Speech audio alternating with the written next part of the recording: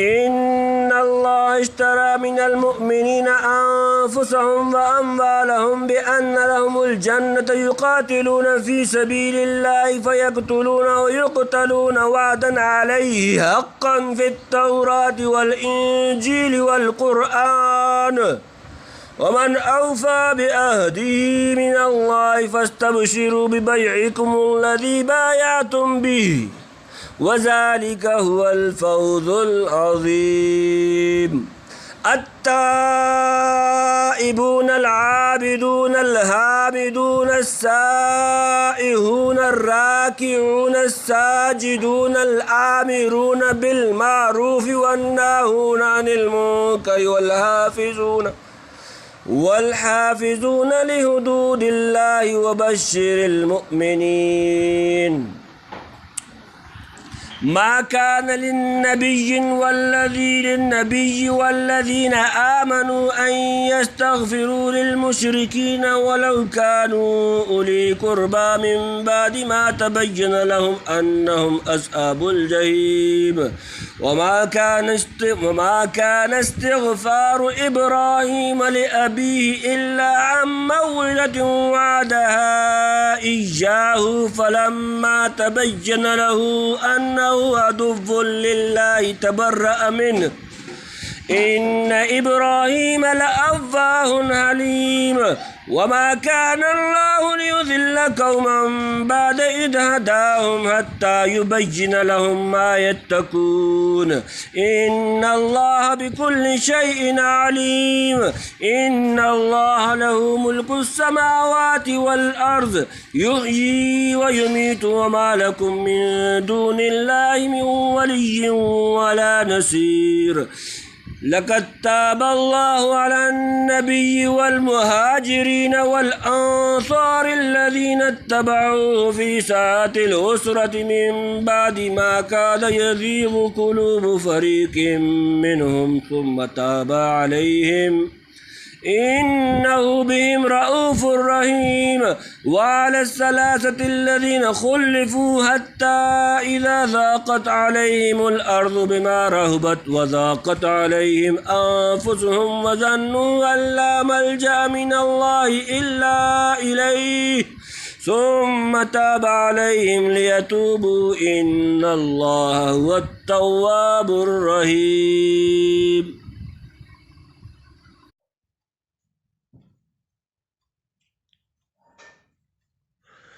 الله اشترى من المؤمنين أنفسهم وأموالهم بأن لهم الجنة يقاتلون في سبيل الله فيقتلون ويقتلون وعدا عليه حقا في التوراة والإنجيل والقرآن من أوفى بعهده من الله فاستبشروا ببيعكم الذي بايعتم به وذلك هو الفوز العظيم.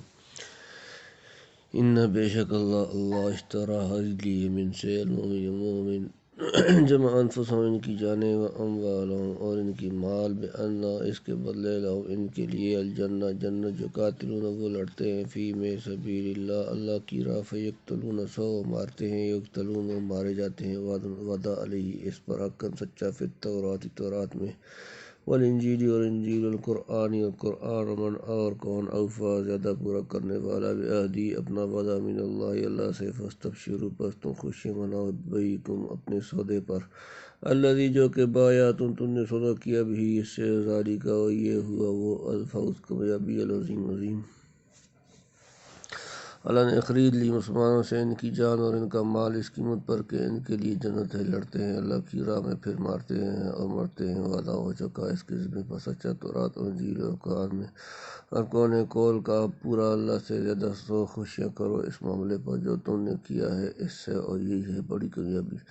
اس سے زیادہ سود مند تجارت اور عظیم شان کامیابی کیا ہوگی کہ ہماری حقیر سی جانوں اور فانی اموال کا خداوند قدوس خریدار بنا.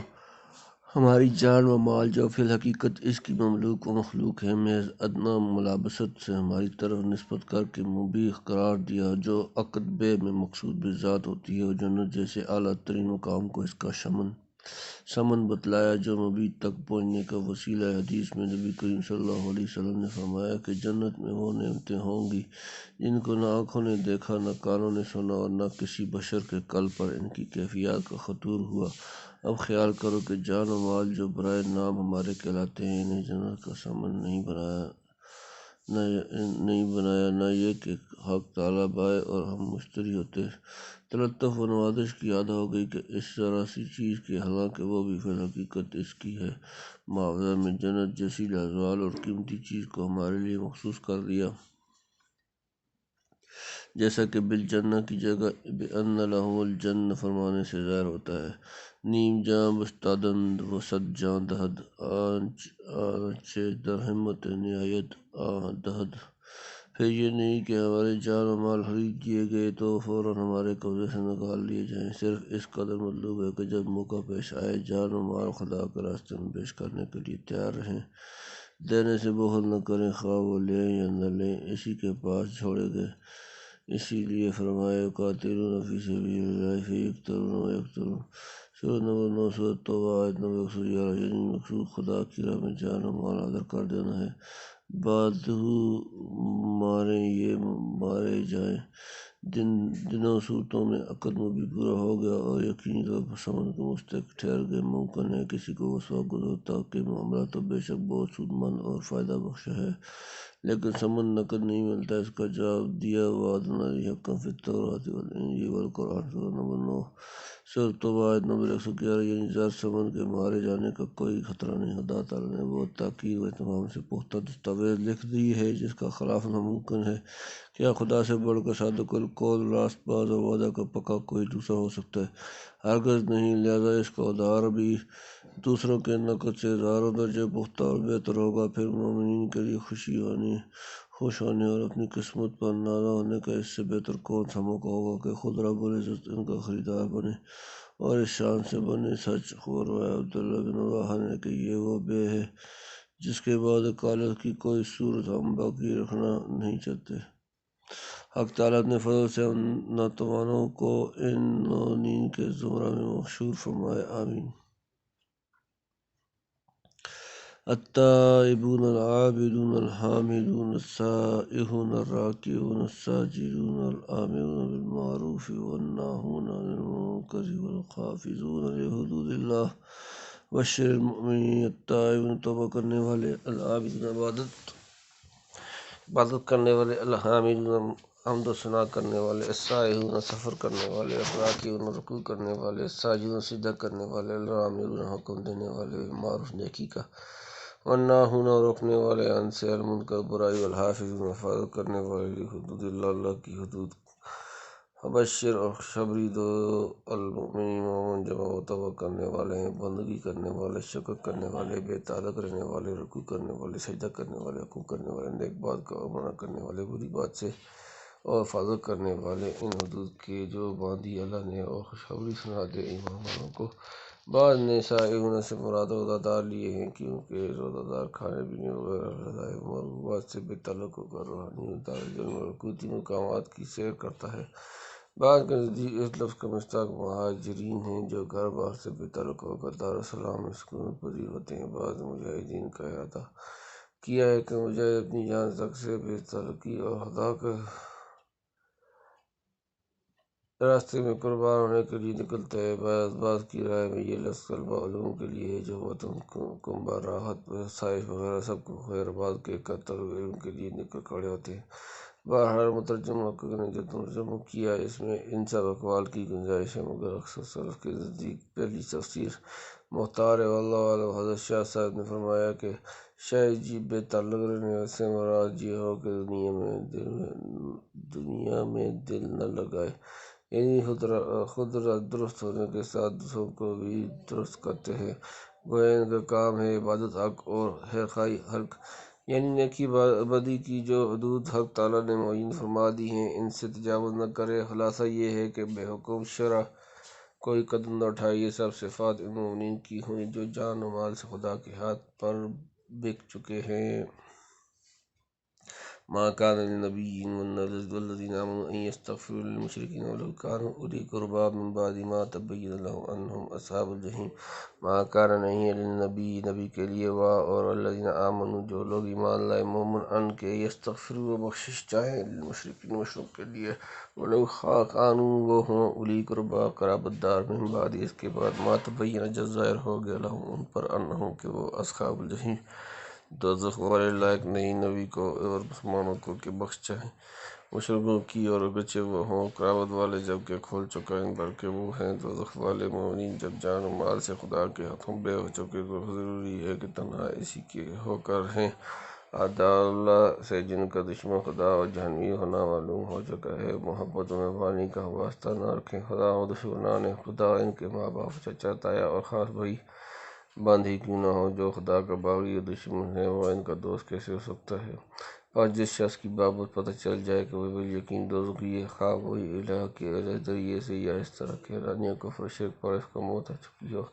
اس کے حق میں استغفار کرنا اور بخشش مانگنا ہے بعض روایات میں ہے کہ صلی اللہ علیہ وسلم کی وفات کی والدہ آمنہ کے بارے میں نازل ہوئی بعض احادیث میں مذکور ہے کہ آپ کے چچا و طالب کے حق میں اتری اور بعض نے نقل کیا کہ مسلمانوں نے چاہا کہ اپنے آباء مشرکین کے لیے جو مر چکے تھے استغفار کریں اس آیت میں ان کو منع کیا گیا بہرحال شان نزول کچھ حکم یہ ہے کہ کفار مشرکین کے حق میں جن کا ہاتھ کفر شرک پر معلوم ہو جائے استغفار جائز نہیں تنبیہ حضور صلی اللہ علیہ وسلم کے والدین کے بارے میں علماء اسلام کے اقوال بہت مختلف ہیں بعض نے ان کو مومن ناجی ثابت کرنے کے لیے مستقل رسائل لکھے ہیں اور شرح حدیث نے محدثانہ و متکلمانہ بحثیں کی ہیں احتیاط و سلامت روی کا طریقہ اس مسئلے میں یہ ہے کہ زبان بند رکھی جائے اور ایسے نازک بحث میں خوض کرنے سے اعتراض کیا جائے حقیقت حال کو خدا ہی جانتا ہے اور وہ ہی تمام مسائل کا ٹھیک ٹھاک فیصلہ کرنے والا ہے وما كان استغفار إبراهيم لأبيه إلا من عن موعدة وعدها إياه فلما تبين له أنه عدو لله تبرأ منه إن إبراهيم لأواه حليم وما كان ورنہ تھا استغفار و بخشش چاہنا ابراہیم لأبيه اللہ اپنے باپ کے لیے مگر عن موعدة نے وعدہ کے سبب وعدہ اور جو اس نے کیا وعدہ کیا اس سے فلما پھر جب تبین ظاہر ہو گیا لہو اس پر انہو کہ وہ عدو للہ اللہ کا دشمن تبرأ وہ بیزار ہو گیا اس نے ان بے شک ابراہیم لأواہ نرم دل حلیم بردبار اور بخشش مانگنا ابراہیم علیہ السلام کو اپنے باپ کے واسطے سوچنا تھا مگر وعدہ کے سبب کہ وہ وعدہ کر چکا تھا پہلے اس سے پھر جب کھل گیا ابراہیم پر کہ وہ دشمن ہے جو اللہ کا تو اس سے بیزار ہو گیا بے شک ابراہیم بڑا نرم دل تھا تحمل کرنے والا سورہ مریم میں ہے کہ جب حضرت ابراہیم علیہ السلام کے باپ نے قبول حق سے اعراض کیا اور ضد و عناد حضرت ابراہیم کو قتل کی دھمکیاں دینے لگا تو آپ نے والدین کا ادب ملحوظ رکھتے ہوئے فرمایا سلم علیک استغفر لک ربی انہ کان بی حفیہ سورۃ نمبر 19 مریم آیت نمبر 47 یعنی میں خدا سے تیرے لیے استغفار کروں گا اس وعدے کے موافق آپ برابر استغفار کرتے رہے چنانچہ دوسری جگہ واغفر لأبی فرمانے کی تصریح ہے اس کا مطلب یہ نہیں تھا کہ ابراہیم علیہ السلام ایک مشرک کی حالت شرک پر قائم رہتے ہوئے مغفرت چاہتے تھے نہیں غرض یہ تھی کہ اللہ اس کو توفیق دے کر حالت شرک سے نکال کر آغوش اسلام میں آ جائے اور قبول اسلام اس کی خطاؤں کے معاف ہونے کا سبب بنے ان الاسلام ینہدم ما کان قبلہ ابراہیم علیہ السلام علیہ استغفار قرآن میں پڑھ کر بعض صحابہ کے دلوں میں خیال آیا کہ ہم بھی اپنے مشرک والدین کے حق میں استغفار کریں اس کا جواب اللہ تعالیٰ نے دیا کہ ابراہیم نے وعدہ کی بنا پر صرف اس وقت تک اپنے باپ کے لیے استغفار کیا جب تک یقینی طور سے یہ واضح نہیں ہوا تھا کہ اسے کفر سے شرک اور خدا کی دشمنی پر مرنا ہے کیونکہ مرنے سے پہلے احتمال تھا کہ توبہ کر کے مسلمان ہو جائے اور بخشا جائے پھر جب کفر و شرک پر خاتمہ ہونے سے صاف کھل گیا کہ وہ آپ کی دشمنی سے باز آنے والا نہ تھا تو ابراہیم علیہ السلام اس سے بالکل یہ بیزار ہو گئے اور دعا استغفار وغیرہ کے ترک کر دیا پہلے نرم دلی اور شفقت سے دعا کرتے جب توبہ درج کے اعتماد سے منقطع ہو گئے تو افسر نے اس کی خیر خواہی سے ہاتھ اٹھا لیا اور اس حادثے کو پیغمبر صلی اللہ علیہ وسلم صبر و تحمل سے برداشت کیا۔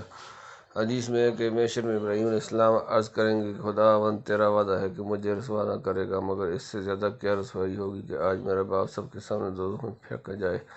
اسی وقت ان کے باپ کی روح مسح ہو کر ضیاء کے فتار کی سی ہو جائے گی اور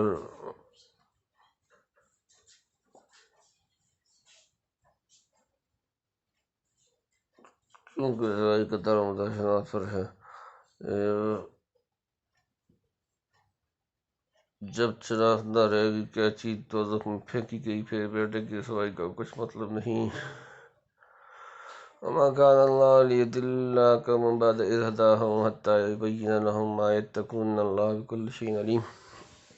وما كان نہیں اللہ لیضل کہ وہ گمراہ کرے کوئی قوم بعد اذ ہداہم جب انہیں ہدایت دے دی، حتیٰ جب تک یبین واضح کر دے لہم ان پر ما جس یتقون وہ پرہیز کریں، ان بے شک اللہ بکل شیء ہر شے کا علیم جاننے والا۔ اور اللہ ایسا نہیں کہ گمراہ کر کے کسی قوم کو جبکہ ان کو راہ پر لا چکا، جب تک کھول نہ دے ان پر جس سے ان کو بچنا چاہیے، بے شک اللہ ہر چیز سے واقف ہے۔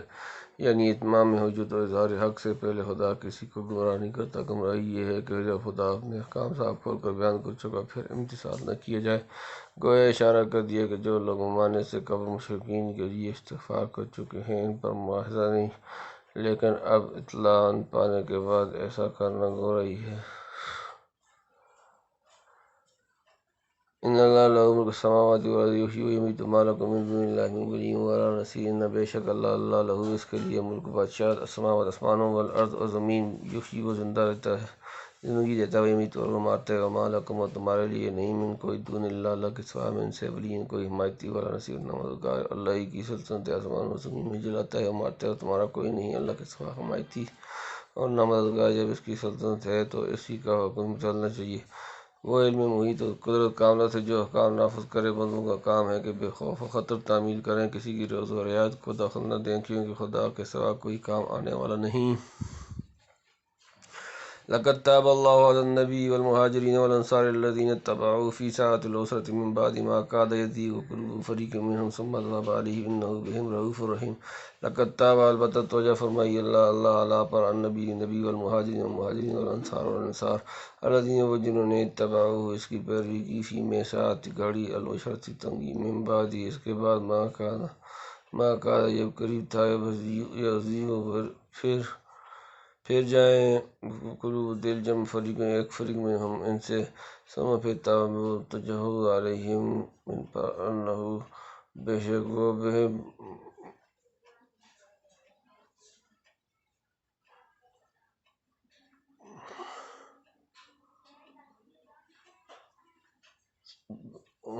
پھر قلوب دل جمع فریق جمع بینہم ان سے، پھر تاب توجہ علیہم ان پر، انہو بے شک وہ بہم انہا رؤوف انتہائی شفیق رحیم بہت اللہ مہربان ہوا نبی پر اور مہاجرین اور انصار پر جو ساتھ رہے نبی کے مشکل کی گھڑی میں، بعد ذکر کے قریب تھا کہ دل پھر جائیں بعضوں کے ان میں سے، پھر مہربان ہوا ان پر، بے شک وہ ان پر مہربان ہے رحم کرنے والا۔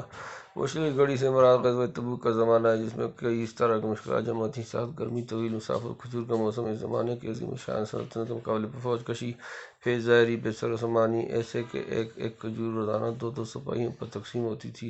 آخر میں یہ نوبت پہنچ گئی کہ بہت سے مجاہدین ایک ہی کھجور کو یکے بعد دیگرے چوس کر پانی پی لیتے تھے، پھر پانی کے فقدان سے اونٹوں کی علائش نچوڑ کر پینے کی نوبت آ گئی۔ سواری کا اتنا کار تھا کہ 10 آدمی ایک ایک اونٹ پر اترتے چڑھتے چلے جا رہے تھے۔ یہی وہ جذبہ اثار و فداء کاری تھا جس نے مٹھی بھر جماعت کو تمام دنیا کی قوموں پر غالب کر دیا۔ فللہ الحمد والمنہ۔ خدا کی مہربانیاں پیغمبر صلی اللہ علیہ وسلم پر بے شمار ہیں اور آپ کی برکت سے مہاجرین انصار پر بھی حق تعالیٰ کی مخصوص توجہ اور مہربانی رہی ہے کہ ان کو ایمان و عرفان سے مشرف فرمایا۔ اتباع نبوی، جہاد فی سبیل اللہ اور عزائم امور کے سر انجام دینے کی ہمت و توفیق بخشی۔ پھر ایسے مشکل وقت میں جب کہ بعض مومنین کے قلوب بھی مشکلات اور صعوبتوں کا ہجوم دیکھ کر ڈگمگانے لگے تھے اور قریب تھا کہ رفاقت نبی صلی اللہ علیہ وسلم سے پیچھے ہٹ جائیں، حق تعالیٰ نے دوبارہ مہربانی اور دستگیری فرمائی کہ ان کو اس قسم کے خطرات و صعاب اس پر عمل کرنے سے محفوظ رکھا اور مومنین کی ہمتوں کو مضبوط اور ارادوں کو بلند کیا۔ وعلى الثلاثة الذين خلفوا حتى إذا ضاقت عليهم الأرض بما رحبت وضاقت عليهم أنفسهم وظنوا أن لا ملجأ من الله إلا إليه ثم تاب عليهم ليتوبوا إن الله هو التواب الرحيم۔ اور پرس الثلاثة وہ تین الذین وہ جو خلفوا پیچھے رکھا گیا حتیٰ یہاں تک کہ اذا جب ضاقت تنگ ہو کے علیہم ان پر الارض زمین بما رحبت وہ وجود کشادگی وضاقت وہ تنگ ہو گئی علیہم ان پر انفسہم ان کی جانیں وظنوا اور انہوں نے جان لیا ان کے لا ملجا نہیں پناہ میں من سے اللہ مگر الہی اس کی طرف تم پھر تاب علیہم متوجہ ہوا ان پر لیتوبوا تاکہ وہ توبہ کریں ان اللہ بے شک اللہ ہوا وہ التواب توبہ قبول کرنے والا رحیم نہایت مہربان۔ ان تین شخصوں پر جن کو پیچھے رکھا تھا یہاں تک کہ جب تنگ ہو گئی ان پر زمین باوجود کشادہ ہونے کے تنگ ہو گئی ان پر ان کی جانیں اور سمجھ گئے کہ کہیں پناہ نہیں اللہ سے مگر اسی کی طرف پھر مہربان ہوا ان پر تاکہ وہ پھر آئیں بے شک اللہ ہی ہے مہربان رحم والا۔ یہ تین شخص کعب بن مالک ہلال بن امیہ اور برارہ بن ربیعہ جو باوجود مومن مخلص ہونے کے محض آسانی اور سیرنگاری کی بنا پر بدون عذر شریک تبوک کی شرکت سے محروم رہے۔ جب حضور صلی اللہ علیہ وسلم واپس تشریف لائے تو نہ انہوں نے منافقین کی طرف جھوٹے عذر پیش کیے اور نہ بعض صحابہ کی طرح اپنے آپ کو سود میں باندھا جو واقعہ تھا صاف صاف عرض کر دیا اور اپنی کوتاہی اور تقصیر کا اعلانیہ اعتراف کیا۔ نتیجہ یہ ہوا کہ منافقین کی طرف سے بظاہر آغاز کر کے ان کے بات کو خدا کے سپرد کیا گیا۔ اصحاب سواری کی یعنی جو مسجد کے ستون سے بندھے ہوئے تھے توبہ قبول کر لی گئی اور ان دنوں کا فیصلہ تعدیب میں کچھ مدت کے لیے ملتوی رکھا گیا۔ 50 دن گزرنے کے بعد ان کی توبہ قبول ہوئی۔ پیچھے رکھے جانے کا یہ وہی مطلب ہے جیسا کہ بخاری میں خود کعب بن مالک سے نقل کیا ہے۔ ان تینوں میں سے حضرت کعب بن مالک رضی اللہ عنہ اپنے واقعے میں شرف واسطے عجیب و طرف میں بیان فرمائے ہیں۔ صحیح بخاری وغیرہ میں ملاحظہ کیا جائے یہاں اس کے بعد اجزاء نقل کیے جاتے ہیں۔ کعب بن مالک فرماتے ہیں کہ تبوک کی مہم چونکہ بہت سخت اور دشوار گزاری تھی حضور صلی اللہ علیہ وسلم نے صحابہ کو عام حکم امتیازی کا دیا تھا۔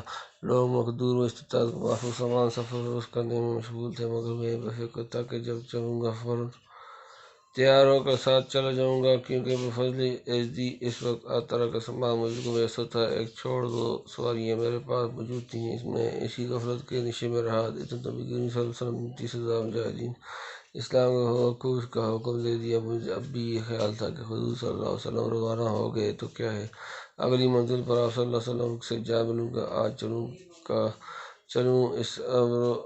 چلوں اس امروز فردا میں وقت نکل گیا۔ حضور صلی اللہ علیہ وسلم نے تبوک پہنچ کر فرمایا ما فعل کعب بن مالک کعب بن مالک کو کیا ہوا؟ بنی سلمہ کا ایک شخص بولا کہ یا رسول اللہ اس کی عیش پسندی اور جاب و غرور نے نکلنے کی اجازت نہ دی۔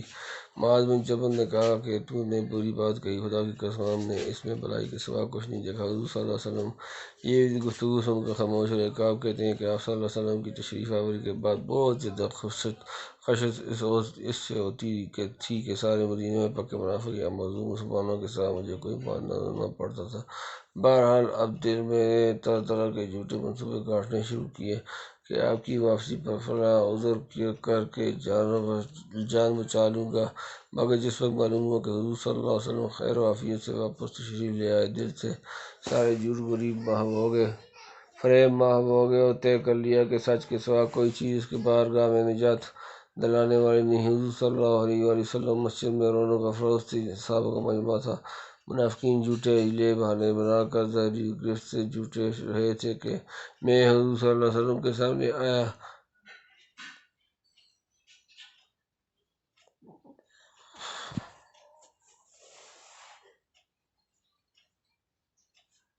میرے سلام کرنے پر آپ نے غضب میں تبسم فرمایا اور غیر حاضری کی وجہ دریافت کی۔ میں نے عرض کیا یا رسول اللہ اگر اس وقت میں دنیا والوں میں سے کسی دوسرے کے سامنے ہوتا تو آپ دیکھتے کہ کس طرح زبان زوری اور چرب لسانی سے جھوٹے ہیلے والے کر کے اپنے آپ کو صاف بچا لیتے، مگر یہاں تو معاملہ ایک ایسی ذات مقدس ہے جس کو جھوٹ بول کر اگر میں راضی بھی کر لوں تو تھوڑی دیر کے بعد خدا اس کو سچی بات پر بدلے کر کے مجھ سے ناراض کر دے گا۔ برخلاف اس کے سچ بولنے میں گو تھوڑی دیر کے لیے آپ کی خفگی برداشت کرنی پڑے گی، لیکن امید کرتا ہوں کہ خدا کی طرف سے اس کا انجام بہتر ہوگا اور آخر کا سچ بولنا ہی مجھے خدا اور رسول کے غصے سے نجات دلائے گا۔ یا رسول اللہ واقعہ یہ ہے کہ میری پاس غیر حاضری کا کوئی عذر نہیں۔ جس وقت حضور صلی اللہ علیہ وسلم کے امر کعبی کی شرط سے محروم ہوا اس وقت سے زیادہ فقراقی اور مقدورت کبھی مجھ کو حاصل نہ ہوئی تھی۔ میں مجرم ہوں، آپ کی اختیار ہے، جو فیصلہ چاہے میرے حق میں ہے دیں۔ آپ صلی اللہ علیہ وسلم فرمایا کہ یہ شخص ہے جس نے سچی بات کہی۔ اچھا جاؤ خدائی فیصلے کا انتظار کرو۔ میں اٹھا اور تحقیق سے معلوم ہوا کہ حلال بن امیہ اور مرہ بن ربیع یہ دو شخص میرے ہی شخص ہیں۔ ہم تینوں کے متعلق آپ صلی اللہ علیہ وسلم نے حکم دے دیا کہ کوئی ہم سے بات نہ کرے، سب لیتے رہیں۔ چنانچہ کوئی مسلمان ہم سے بات نہ کرتا، نہ سلام کا جواب دیتا تھا۔ وہ دونوں تو خمر نشین ہو گئے، شب و روز گھر میں وقت بکارتے تھے۔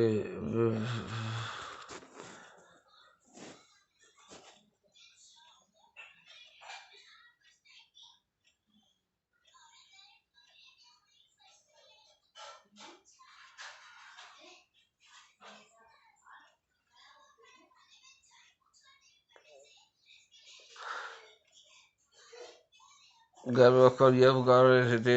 میں ذرا سخت اور کبھی تھا، مسجد میں نماز کے لیے حاضر ہوا۔ حضور صلی اللہ علیہ وسلم کو سلام کر کے دیکھتا تھا کہ جواب میں لب مبارک کو حرکت ہوئی یا نہیں۔ جب میں حضور صلی اللہ علیہ وسلم کی طرف دیکھتا، میری طرف سے منہ پھیر لیتے تھے۔ مخصوص قارب و محبوب ترین اعضاء بھی مجھ سے بیگانہ ہو گئے تھے۔ اس اثنا میں ایک روز ایک شخص نے بادشاہ غسان کا حق مجھے دیا، جس میں میری مصیبت پر اظہار ہمدردی کرنے کے بعد دعوت دی تھی کہ میں اس کے ملک میں آ جاؤں، وہاں میری بہت آوت ہوگی۔ میں نے پڑھ کر کہا کہ یہ بھی ایک مستقل امتحان ہے۔ آخر وقت میں نظر آتش کر دیا۔ 40 دن گزرنے کے بعد بارگاہ رسالت سے جدید حکم پہنچا کہ میں اپنی عورت سے بیلے دار ہوں۔ چنانچہ اپنی بیوی کو کہہ دیا کہ اپنے میکے چلی جائے اور جب تک خدا کے یہاں سے میرا کوئی فیصلہ ہو وہیں ٹھہری رہے۔ سب سے بڑی فکر یہ تھی کہ اگر اس حالت میں موت آئی تو حضور میرا جنازہ نہ پڑھیں گے، اور فرض کیجیے ان دنوں میں آپ صلی اللہ علیہ وسلم کی وفات ہوگی تو مسلمان ہمیشہ یہی معاملہ مجھ سے رکھیں گے، میری میت کے قریب بھی کوئی نہ آئے گا۔ 50 دن اسی حالت میں گزرے کہ خدا کی زمین مجھ پر باوجود فراخی کے تنگ تھی، بلکہ عرصہ حیات تنگ ہو گیا تھا۔ زندگی موت سے زیادہ سخت معلوم ہوتی تھی کہ یک جبل صلاح سے آواز آئی، یا کعب بن مالک ابشر، ایک کعب بن مالک خوش ہو جا۔ میں نے سنتے ہی سجدے میں گر پڑا۔ معلوم ہوا کہ اخی شب میں خلق تعالیٰ کی طرف سے پیغمبر صلی اللہ علیہ وسلم کو خبر دی گئی کہ ہماری توبہ مقبول ہے۔ میں بعد نماز فجر صحابہ کو مطلع فرمایا۔ ایک سوار میری طرف دوڑا کے بشار سنائے، مگر دوسری شخص نے پہاڑ پر زور سے للکارا۔ اس کی آواز سوار سے پہلے پہنچی اور میں نے اپنے بدن کے کپڑے اتار کر آواز لگانے والے کو دیے۔ پھر حضور صلی اللہ علیہ وسلم کی خدمت میں حاضر ہوا۔ لوگ جوک در جوک کہتے ہوئے مجھے مبارکباد دیتے۔ مہاجرین میں سے حضرت طلحہ نے کھڑے ہو کر مصافحہ کیا۔ حضور صلی اللہ علیہ وسلم کا چہرہ خوشی سے چادر کی طرح چمک رہا تھا۔ آپ صلی اللہ علیہ وسلم نے فرمایا، خدا نے تیری توبہ قبول فرمائی۔ میں نے عرض کیا کہ اس توبہ کا تجزیہ یہ ہے کہ اپنا کل مال و جائیداد خدا کی راہ میں صدقہ کرتا ہوں۔ آپ نے فرمایا کہ سب نہیں، کچھ اپنے لیے روکنا چاہیے۔ چنانچہ میں نے خیبر کا حصہ ہلاک کر کے باقی مال صدقہ کر دیا۔ چونکہ میں سچ بولنے سے مجھے کو نجات ملی تھی، اس لیے عہد کیا کہ خواہ کچھ ہی کیوں نہ ہو آئندہ کبھی جھوٹ نہ بولوں گا۔ اس عہد کے بعد بڑے سخت امتحانات پیش آئے، مگر الحمدللہ میں سچ کہنے سے کبھی نہیں ہٹا اور نہ انشاءاللہ تعزیز ہٹوں گا۔ یہ واقعہ ہے جس کی طرف ان آیات میں اشارہ کیا گیا ہے۔ گویا ان تینوں پر خدا کی پہلی مہربانی تو یہی تھی کہ ایمان و اخلاص بخشا، نفاق سے بچایا۔ اب نئی مہربانی یہ ہوئی کہ توبہ نصوح کی توفیق دے کر پھر اپنی طرف کھینچ لیا اور کوتاہیوں کو معاف فرما دیا۔